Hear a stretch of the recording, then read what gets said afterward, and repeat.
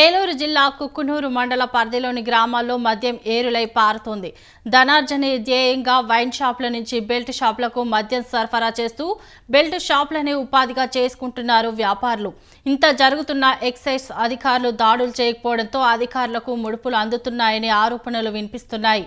వారి ఆదాయం కోసం గ్రామాల్లో బెల్ట్ షాపులను విచ్చలవిడిగా పెంచేసి మద్యం అమ్మకాలను యథేచ్ఛగా కొనసాగిస్తున్నా కనీసం అటువైపు కన్నెత్తి చూడడం లేదు.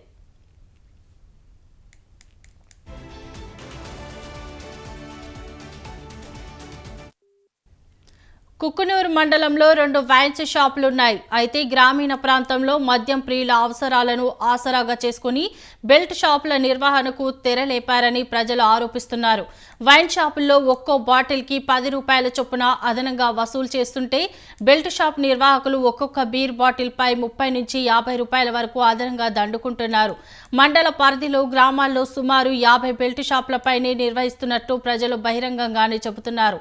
అయినా ఎక్సైజ్ శాఖ అధికారులు మాత్రం చూసి చూడనట్టుగా వ్యవహరిస్తున్నారని ఆరోపణలున్నాయి.